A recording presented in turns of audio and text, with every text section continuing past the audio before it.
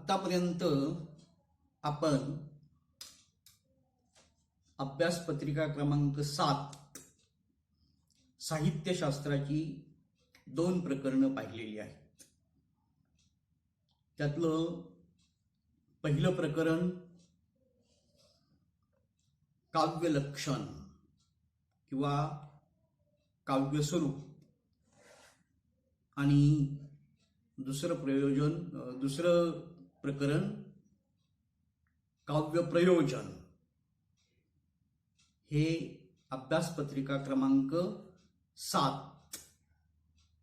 त्या अभ्यासपत्रिकेचं नाव आहे साहित्यशास्त्र किंवा साहित्य विचार किंवा काव्यशास्त्र. काहीही म्हटलं तरी सुद्धा एकच, साहित्य विचार, साहित्यशास्त्र, काव्यशास्त्र. अभ्यासपत्रिका क्रमांक 7, पेपर नंबर 7. पेपर नंबर 8 मधलं एक प्रकरण, पहिलं प्रकरण पाहिलेलं आहे. ते म्हणजे भाषेची उत्पत्ती, म्हणजे भाषा निर्मितीचे विविध सिद्धांत. हे प्रकरण आपलं पूर्ण झालेलं आहे. आतापर्यंत आपण ज्या अभ्यासपत्रिकेबद्दल अजिबात चर्चा केली नव्हती ती अभ्यासपत्रिका म्हणजे अभ्यासपत्रिका क्रमांक 10, जिचं नाव आहे मराठी भाषा व अर्थार्जनाच्या संधी. मराठी भाषा व अर्थार्जनाच्या संधी या अभ्यासपत्रिकेच्या नावातच या अभ्यासपत्रिकेचं महत्व हे दडलेलं आहे. म्हणजेच बऱ्याच वेळा आपल्याला असा प्रश्न पडतो की मराठी भाषा शिकून काय करायचं, मराठी हा विषय घेऊन काय करायचं. तर मराठी भाषा आणि मराठी भाषेतली कौशल्य आपण चांगल्या प्रकारे आत्मसात केल्यानंतर आपल्याला अर्थार्जनाच्या म्हणजे पैसे मिळवण्याच्या काही संधी उपलब्ध होतात. त्या संधी कुठल्या कुठल्या उपलब्ध होतात हे आपल्याला या अभ्यासपत्रिकेत पाहायचंय. आणि या अभ्यासपत्रिकेसाठी माझंच हे पुस्तक आहे, मराठी भाषा उपयोजन व सर्जन. हे माझंच पुस्तक आहे. या पुस्तकात जी माहिती आहे, या पुस्तकातलीच बरीचशी माहिती अभ्यासक्रमाला यात आहे. या अभ्यासपत्रिकेतलं पहिलं प्रकरण जे आहे, हे पहिलं प्रकरण सर्जनशील लेखन, संकल्पना आणि स्वरूप. माझ्या या पुस्तकात पृष्ठ क्रमांक 179 वर हे प्रकरण आहे. तुम्हाला जर घरी ह्याची टिपणं काढायची असतील तर माझं हे पुस्तक आपण घेऊन त्याच्यातली टिपणं काढू शकता. मी इथं मुद्देसूद तुम्हाला व्याख्यान देणार आहे, शिकवणार आहे. सर्जनशील लेखन, संकल्पना आणि स्वरूप किंवा सर्जनशील लेखन, स्वरूप आणि विशेष म्हणजे काय, याचा विचार करत असताना पहिल्यांदा आपल्याला विचार करायचा आहे तो म्हणजे भाषिक सर्जनशीलता म्हणजे काय. या प्रकरणात आपल्याला प्रामुख्यानं 4 बाबींचा विचार करायचा आहे. त्या 4 बाबी म्हणजे सर्जनशील लेखन, याची संकल्पना आणि स्वरूप. दुसरा भाग कथा हा वाङ्मय प्रकार, कथेची संकल्पना आणि कथेचं स्वरूप, कथेचे घटक आणि कथालेखन कसं करावं. तसा विचार केला तर तुम्ही सुद्धा कथा लिहू शकता. फक्त तुम्ही ते मनावर घेत नाही म्हणून तुम्हाला कथा लिहिता येत नाही. मी हे प्रकरण शिकवल्यानंतर किंवा सर्जनशीलता म्हणजे काय आणि याबद्दल प्रात्यक्षिकासह काही बाबी घेतल्यानंतर तुम्हाला निश्चितपणे कथालेखन करता येईल. तर आपण या प्रकरणाला आता सुरुवात करूया. ते म्हणजे भाषिक सर्जनशीलता म्हणजे काय. तर भाषिक सर्जन म्हणजे व्यवहार भाषा, उपयोजनाची भाषा आणि भाषिक कौशल्य याही पेक्षा प्रतिभास्पर्शानं भाषेला प्राप्त झालेला जो नवखेपणा असतो. हा नवखेपणा म्हणजे काय, तर जी भाषा व्यवहारात वापरली जाते, विविध उपयोजनासाठी वापरली जाते, तसंच ज्या भाषेचा कौशल्यपूर्ण वापर होतो त्याच भाषेला एक नवा आकार प्राप्त होतो आणि हा नवा आकार सौंदर्यपूर्ण असतो. म्हणजे व्यवहाराची भाषा निराळी असते, उपयोजनाची भाषा निराळी असते आणि सर्जनाची भाषा निराळी असते. सर्जनाची भाषा निराळी म्हणजे काय हे थोडंसं तुम्हाला आता समजून सांगतो. सर्जनाची भाषा म्हणजे बोलण्याच्याच भाषेला दिला गेलेला नवा आकार. मग तो नवा आकार कुणी दिला हे यदा कदाचित आपल्याला माहीत असतं सुद्धा किंवा नसतं सुद्धा. आता आपल्या भाषेमध्ये बऱ्याच म्हणी असतात. या बऱ्याच म्हणी कुणी निर्माण केल्या हे आपल्याला माहीत नसतं, पण परंपरागत पिढीजात ह्या म्हणी चालत आलेल्या असतात आणि परंपरागत पिढीजात अशा ह्या म्हणी चालत आल्यामुळं आपण सुद्धा त्या म्हणी वापरतो. पण ती म्हण मी निर्माण केली असं आपण म्हणू शकत नाही, कारण सगळ्यांना ही म्हण ह्या भाषेमध्ये आहे असं माहिती असतं. पण ती म्हण म्हणजे म्हणी या तुम्हाला माहितीच आहेत साधारणपणे. त्या म्हणीत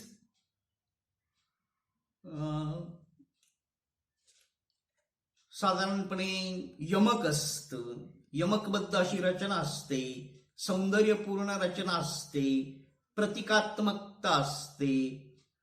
उदाहरणार्थ कसं, 12 गाव सासरन मध्येच भोकाड वासर. 12 गाव सासरन मध्येच भोकाड वासर ह्याचा काय अर्थ होतो. याचा अर्थ साधारणपणे नांदायला जाणारी जी मुलगी असते, ही नांदायला जाणारी मुलगी नांदायला जाताना रडते, कारण तिला तिचं माहेर सोडावं लागतं. पण अजून तिचं कुठं लग्न ठरणार आहे, पुन्हा नंतर लग्न लागणार आहे, बरेचशा गोष्टी घडणार आहेत. तोपर्यंतच जर तिनं रडायला सुरुवात केली तर म्हणजे पुढच्या घडणाऱ्या बऱ्याचशा गोष्टी गोष्टी घडायच्या आधीच त्याच्या परिणामांबद्दल आपण बोलायला सुरुवात केली तर आपण म्हणतो 12 गाव सासरण मध्येच भोकाड वासर. हे आपल्या भाषेतलं नाविन्यपूर्ण ही आपल्या भाषेतली नाविन्यपूर्ण अशी रचना आहे. ही रचना काही वर्षांपूर्वी म्हणजे शेकडो वर्षापूर्वी कुणीतरी केली. कुणी केली त्यानं आपल्या भाषेला सर्जनात्मक आकार दिला. त्याच्या नावावरती ही म्हण आहे, पण त्यानं लिहून ठेवलं नाही की बाबा अमक्या अमक्यानं ही म्हण तयार केली. तसं भाषेमध्ये जे वाङ्मय निर्माण झालेलं असतं, काव्य निर्माण झालेलं असतं, वाङ्मय निर्माण झालेलं असतं, साहित्य निर्माण झालेलं असतं, ते ज्यानं निर्माण केलेलं असतं त्याची ती नाविन्यपूर्ण अशी भाषा असते. म्हणजे जरा व्यवस्थित लक्षात घ्या, भाषेला दिलेला जो सौंदर्यपूर्ण आकार असतो, हा सौंदर्यपूर्ण आकार म्हणजे भाषेचं सर्जन असतं. आता पुन्हा आणखी जिज्ञासू वाचकांच्या मनात असा प्रश्न निर्माण होण्याची शक्यता आहे, तो म्हणजे सौंदर्यपूर्ण आकार म्हणजे तरी काय आणि तो भाषेला कसा प्राप्त होतो. हा सौंदर्यपूर्ण आकार भाषेला तेव्हाच प्राप्त होतो जेव्हा तिचं उपयोजन करणाऱ्याजवळ प्रतिभा असते आणि प्रतिभेच्या बळावर आणि अनुभवांच्या साह्यानं तो प्रतिभावंत एक नवभाषिक विश्व तयार करतो. त्यानं हे नवभाषिक विश्व तयार केलेलं असतं, ते म्हणजे भाषिक सर्जन असतं. हे भाषिक सर्जन कोण निर्माण करतं आणि ते कसं निर्माण होतं, हा देखील जिज्ञासू वाचकांना पुन्हा आणखी एक प्रश्न पडणं स्वाभाविक आहे. त्यासाठी आपण एक साधा व्यावहारिक दाखला घेऊया, व्यावहारिक उदाहरण घेऊया. ते म्हणजे साधी माती असते, मातीचं मूल्य मातीच असतं, मातीला तशी काही किंमत नसते. माती शेतात असते, माती रस्त्यावरच्या फोपाट्यात असते, माती माळा रानावर असते. तिच्यात अगदी फरक असलाच तर काही माती रेताळ असते, एखादी काळी असते, एखादी चिवट असते, एखादी तांबडी असते, एखादी पांढरी असते किंवा एखादी अन्य रंगाची अशी असते. परंतु ती ओळखली जाते माती म्हणूनच. शेतात तिचं उपयोजन होतं ते पिकाच्या संवर्धनासाठी. ह्याच मातीत शेतकरी बियाणं पेरतो, मातीत ते रुजतं, शेतकरी त्याला खतपाणी घालतो, पीक फुलतं, पीक फळतं, म्हणजे ती माती सर्जनाला कारण होते. शेतकरी तिला काळी आई असं संबोधतो. तो तिला काळी आई असं संबोधण्यामागं आईच्या पोटी जसं मूल जन्माला येतं तशी माती बीजातून पिकाचं संवर्धन करते, हे उदाहरण असतं. म्हणूनच माता ही माता आणि मातेसारखी वाटणारी ती धरणी माता ती काळी आहे. हा एक भाग झाला. दुसरा भाग, एखादा मूर्तिकार हीच माती गोळा करतो, तिचा चिखल करतो, चिखल मळतो चिखलाचा गोळा करतो आणि त्याच्या मनात असणारी एखादी मूर्ती बनवतो. त्याचं हे मूर्ती बनवणं म्हणजे त्यानं मातीला दिलेलं सर्जन आहे, मातीला दिलेला नवा आकार आहे. त्यामुळे त्या मातीला किंमत येते. जोपर्यंत नुसती माती असते, नुसता चिखल असतो, तोपर्यंत त्या मातीला, चिखलाला किंमत नसते. पण त्या मूर्तिकारानं त्या चिखलाला आकार दिला की त्या चिखलाला किंमत येते, चिखलाला मूल्य येतं. मातीला दिलेला नवा आकार हे सर्जन असतं आणि त्या आकारासाठी वापरलेली माती ही मातीच असते. त्या मातीला मातीचंच मूल्य असतं. मात्र त्या विशिष्ट नव्या आकारातील मातीच्या भागालाच तेवढं मूल्य असतं. त्या चिखलाच्या गोळ्याचा अन्य भाग जो मूर्तीसाठी वापरला जात नाही तो मातीच राहतो. ती मूर्ती नाविन्यपूर्ण आहे, तिच्याकडे रसिक कौतुकानं बघतो. मूर्ती करून उरलेल्या चिखलातल्या मातीकडं कुणी कौतुकानं बघत नाही. यालाच म्हणायचं मातीचं उपयोजन आणि उपयोजनातून सर्जन. मात्र अगदी तशीच मूर्ती ती पाहून एखाद्यानं दुसरी मूर्ती केली तर पहिली मूर्ती जेवढा कौतुकाचा विषय होते तेवढी दुसरी मूर्ती कौतुकाचा विषय होत नाही, किंवा त्या दुसऱ्या मूर्तीकडं तेवढ्या कौतुकानं पाहिलं जात नाही. कारण तो जरी तसाच आकार असला तरी सुद्धा तो एका आकाराचा दुसरा आकार असतो, एका आकाराची केलेली नक्कल असते. तो आकार नवा नसतो. भाषिक सर्जनाचं सुद्धा अगदी तसंच असतं. आणि म्हणून जेव्हा ज्ञानेश्वरीच्या 6व्या अध्यायात 14व्या ओवीत म्हणतात की माझा मराठाची बोलू कौतुके, परी अमृतातेही पैजा अजिंके, ऐसी अक्षरे रसिके मेळवीन.